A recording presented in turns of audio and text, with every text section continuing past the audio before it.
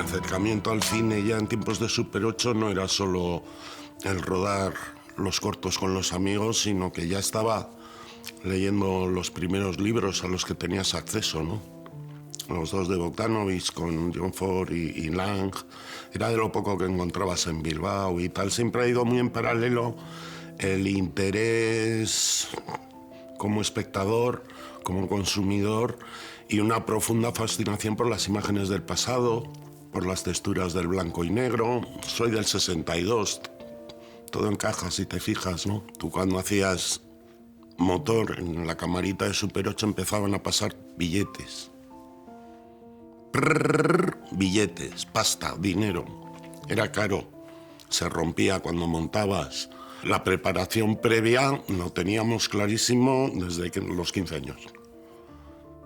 Para dar motor tiene que estar todo en su sitio, pensar por adelantado, prever, planificar. Puro oficio, puro oficio. Ahora podemos llegar al set con las manos en los bolsillos y preguntar, ¿qué tal, chicos? ¿Cómo hacemos? Ponme una aquí, ponme otra allí.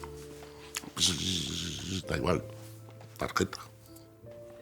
Tú antes, cuando hacías un largo medio en España, te daban 30.000 metros, 40.000 metros. Y al llegar el viernes o el sábado, al acabar la semana, mirabas cuántos metros te habías gastado durante la semana. Y cuántos metros habías mandado a positivar.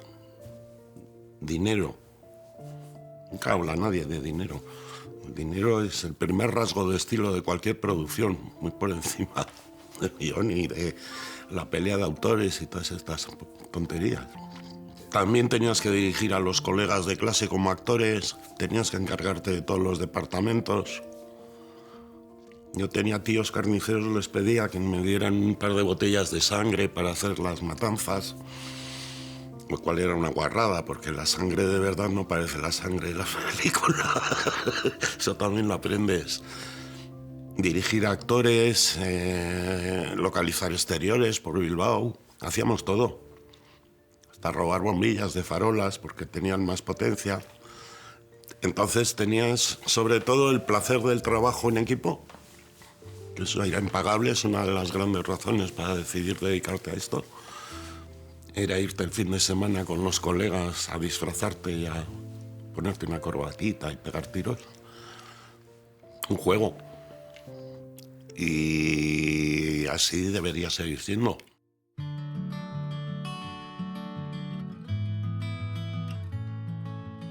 Teníamos cercanía con Antonio Resines, el gran e impagable Antonio. Luis Marías es y era un estupendo dialoguista y un tío muy bueno escribiendo tramas de enredo. Estábamos muy influenciados por el humor del Víbora, éramos fans absolutos de Makoki. Todo ese slang y demás, y ahí Luis se desenvolvía fenomenal. Y por esas circunstancias nos parecía a todos que empezar con una comedia más o menos coyuntural era una buena llave de entrada. En aquellos momentos también sabíamos todos que queríamos hacer un thriller, que acabó siendo todo por la pasta, que acabó siendo un thriller con mucha comedia.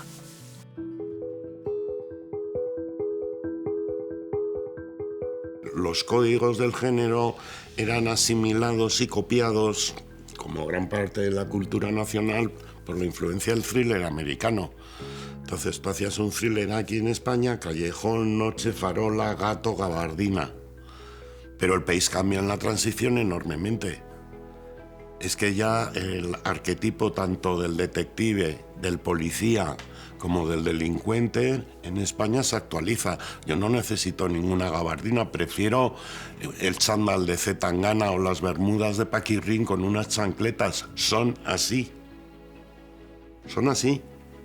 Los narcos millonarios de Cádiz, los podéis ver en la tele cuando les detienen. La Costa del Sol no necesitamos ir a Miami. Además, en Miami hay muchos menos rusos peligrosos que en la Costa del Sol. ¿Me explico? Entonces todo ese material te da ya, como supieron hacer muy bien los franceses décadas antes, el thriller mediterráneo, a pleno sol, gafas de sol, luz, playa, Alain Delon, casino. Ya no había que ir como Las Vegas, 500 millones, asimilar un código estético para que fuera verosímil un thriller. Al contrario, ahora un thriller es verosímil si reconoces a los hijos de puta que estás viendo como tus conciudadanos.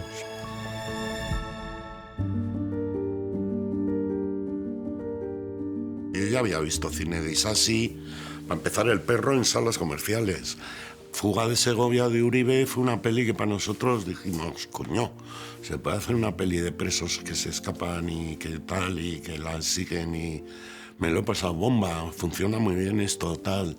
Y luego estaba Aranda haciendo sus cosas catalanas, que claro, y cuando vimos Fanny Pelopaja. Luego también habíamos visto lo que se hacía en los 50, en los 60, Aiquino en Barcelona, Tiro Limpio, todas esas pelis.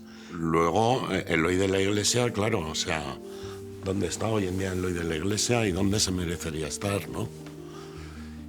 Es decir, si había, bueno, y el crack, perdón, don José Luis García, sobre todo el crack 1 que nos pilló, el crack 2 ya íbamos avisados, ¿no? Es decir, sí, ya te me habías creído Alfredo Landa con un 38 corto.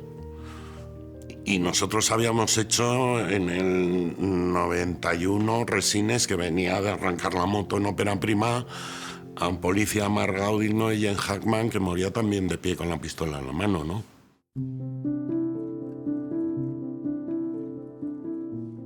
Las comedias de Carmen Rico Godoy, por cierto, de las que se acuerdan muy poco hoy en día, eran muy agridulces. Cuernos de mujer es una tragedia, acaba con un optimista, vete a la mierda vete tú. Esos son los dos últimos diálogos de la pareja protagonista de Cuernos de mujer, María Barranco y Ramón Madaula. Es la historia de una separación con un gran cinismo. Establece una tesis archiconocida, y más en aquellos tiempos, de que te podías separar si tenías pelas. Me acuerdo que cuando vimos el pase de Cuernos de mujer en Cinearte, a la salida estaba Enrique Cerezo, Andrés Vicente, Carmen Rico y yo. También estaría el montador, me imagino, Pablo. Y se sienta Enrique Cerezo después de ver la peli y dice, joder, yo pensaba que habíamos hecho una comedia. Que habíamos hecho una comedia. Y Carmen y yo nos miramos como, bueno, sí, es una comedia. Pero una comedia que tenía un muy mal sabor de boca, dejaba, ¿no?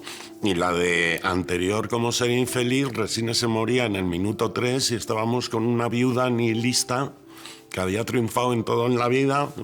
Profesionalmente dirigía el departamento que siempre había querido dirigir en su periódico.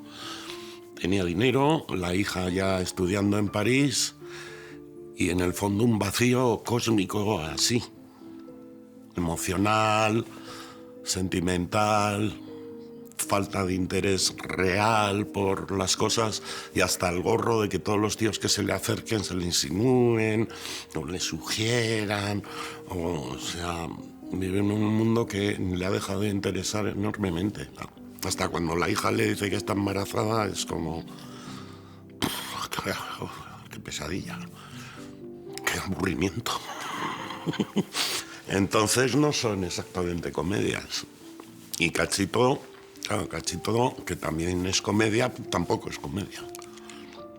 Es un western, no sé qué, es un arroz muy... Si lo haces en Texas, pues igual tiene más gracia, ¿no? Pero en La Mancha no gusta igual una gasolinera de La Mancha que una de Texas. Debe ser por los anuncios de coches.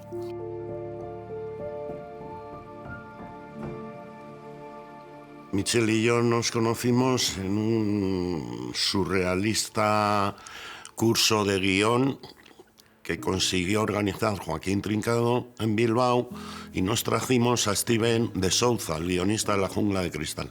Estuvo una semana con nosotros hablándonos de guión, personaje.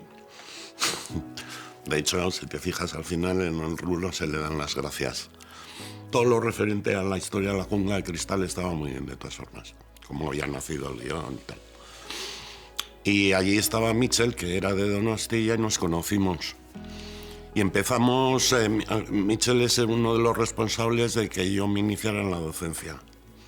Enseguida me convocó a unos cursos que hacían ahí en la Casa de Cultura de Urnieta, está en Guipúzcoa, lo de San Sebastián, para chavales, talleres, que fuéramos Julio, Juanma, Alex todavía no había hecho Acción Mutante, pues hablar con chavales en el taller ahí una semana de cómo hacíamos las películas, si podíamos ayudarles a que ellos hicieran una allí. Y luego empezamos a tener grandes charlas literarias porque pues los dos consumíamos casi lo mismo, el Roy,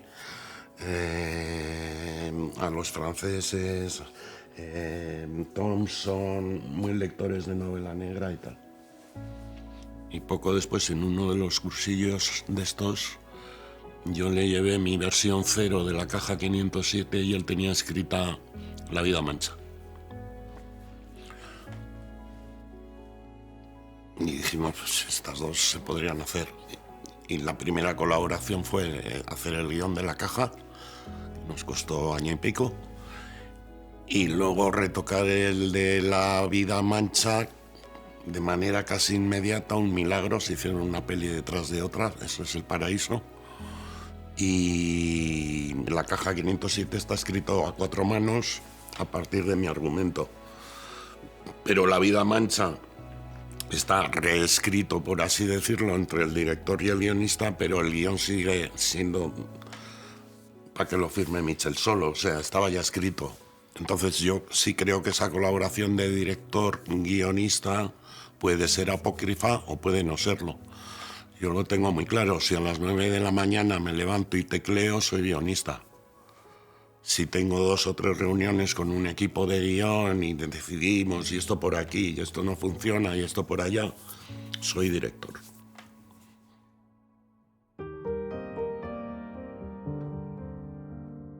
Cinematográficamente, que era una apuesta muy decidida y sin fisuras, pues también gustó. Fue un año además con muy buena competencia, no era moco de pavo, estaba Zambrano, estaba Almodóvar, estaba Mateo, o sea, que me disculpen si me olvido, alguna compañera o compañero. Y fue grato. Y luego creo que íbamos muy arrastrados también por José, ¿no? José estaba claro que se lo llevaba desde que se iluminó la pantalla y salió Santos Trinidad borracho. Creo que es uno de esos personajes cuyo hay hasta diálogos que se han quedado ya en el slang cotidiano, ¿no? Lo de rock and roll, es como que lo oyes todo el rato por ahí. Y algunas otras frases lapidarias. Estuvo bien. El único punto oscuro que tengo yo de la acogida de No habrá paz fue el ninguneo que se hizo al personaje protagonista femenino. Santos Trinidad por aquí, Santos Trinidad por allá, pero de la juez Chacón nadie habló y era el personaje más importante de la película. Y lo hizo maravillosamente Elena Miquel. Y eso sí me fastidió, porque para mí es el 50% de la película. Pero la gente se queda con el de la pistolita.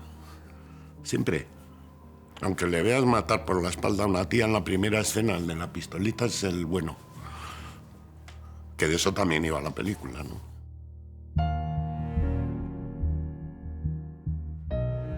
Yo creo que la clave está en entenderse antes, en la preparación, en la lectura del guión. En estar de acuerdo en eso.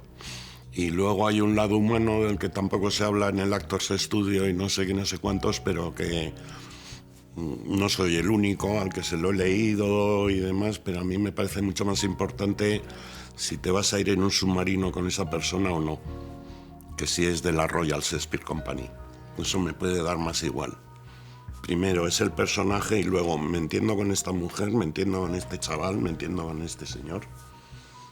Me voy de viaje con él. Vamos a ir a buscar juntos manzanas.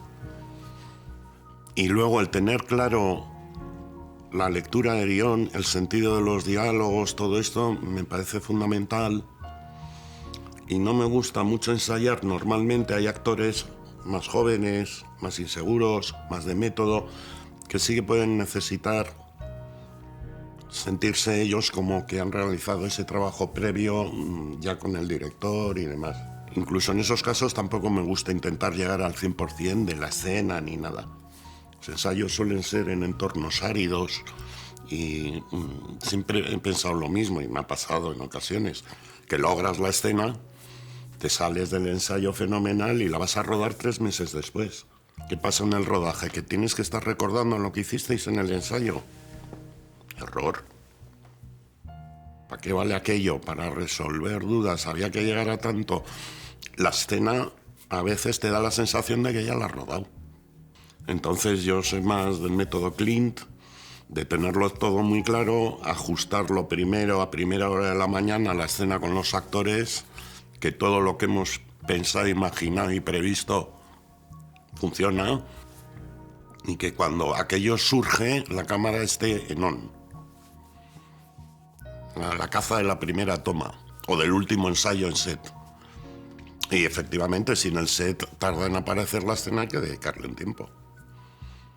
Porque puede que lo previsto no acabe de encajar, o venga un actor de su casa con un par de ideas que no están mal y te dice, yo en vez de moverme tanto he pensado que voy a estar quieto porque este tío entonces no sé qué. Y dices, mira, esa es buena, te la compro. Ahí tiene que ser todo muy, muy elástico, ¿no? Y luego hay escenas que son de coreografía milimétrica, escenas de intimidad, de conversaciones entre dos personajes. ¿Para qué vas a ensayar? Vamos a sentarnos, vamos a hacerla.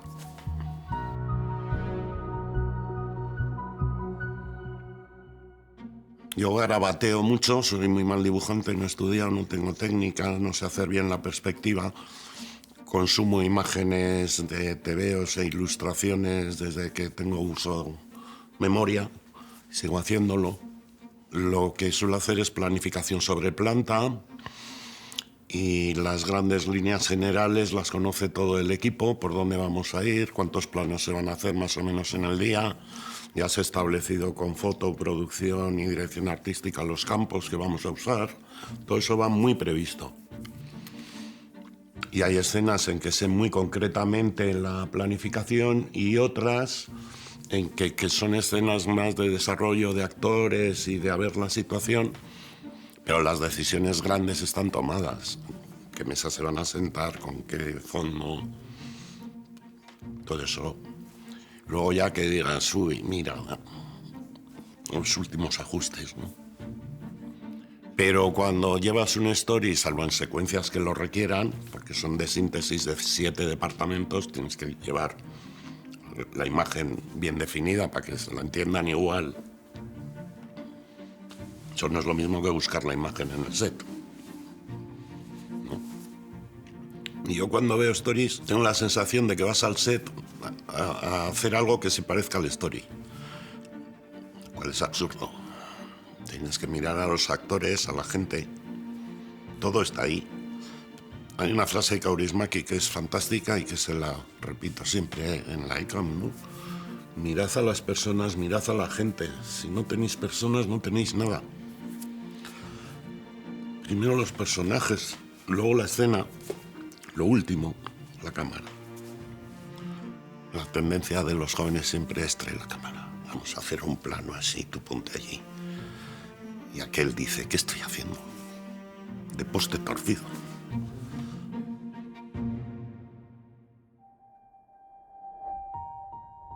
Sí creo que el tamaño es importante y sí creo que el lenguaje de la televisión tiene unos vicios que además se están imponiendo de manera vertical descendente. Netflix no te deja tocar el formato, el otro tiene una paleta de colores definida. Es decir, tienden a la producción de series en serie. Entonces estamos empezando ya a comer mucha hamburguesa y plato precocinado que se parece a la hamburguesa de la otra cadena, ¿sabes? Y la otra hamburguesa se parece más a la hamburguesa de esta cadena que a otra cosa. Y creo que eso está pasando en el audiovisual con una especie de burbuja que espero que se desinfle pronto con esta cosa de las plataformas. Hay que presentar todos los días 12 cosas nuevas. Y dices que no, hombre, que no se puede, que no sois así, que este negocio no, que lo vais a estrangular. Nosotros siempre hemos querido obligar de alguna manera al espectador que se acerque a ver Gigantes o Libertad a aguantar un plano secuencia o un plano de conjunto que dura más de lo normal, a que no haya músicas en muchas secuencias ni diálogos, a tratar de mantener un lenguaje en el que creemos enormemente, que creo está siendo maltratado y que tenemos todo el derecho a practicar sin meternos con lo que hagan nadie de los demás, porque esto hiere muchas susceptibilidades. No se trata ni mejor ni peor, cada uno que lo haga como quiera. Y el relato audiovisual, sea en televisión, en cine y más con las pantallas que hay hoy en día, son las condiciones y la urgencia con lo que se ve lo peor. Acaricias al perro, entra luz por la persiana, suena el timbre en casa del vecino, igual alguien en el patio discute, o entra tu madre, ya hijo, en el cine estás cautivo, en el cine la pantalla te obliga a mover no solo la mirada, sino la cabeza. Es experiencia colectiva y la hipnosis funciona y no te puedes escapar. No me digas que es lo mismo, perdóname, que verla ahí. Pues claro, están prohibidos los planos generales, porque la gente en los planos generales no ve. Si hay mucho silencio, la gente se impacienta y cambia. El otro día oí que el 80% creo de los jóvenes consumen ya imágenes, sonido, podcast, música y las series y las películas a 1.5 de velocidad. Tienen mucha prisa, tienen que ir a algún sitio a hacer algo importante. Claro, ¿qué pasa? Que incluso a los estudiantes de cine un texto complejo llama complejo a un Tarkovsky. No pueden. Y eso es una pérdida cultural y están mal educando al público. El público se está acostumbrando a dame unos cachitos, quita ya. El otro día que volví en un viaje de tren me fui fijando. Serie. Bolsos. Me aburro, vuelvo a la serie.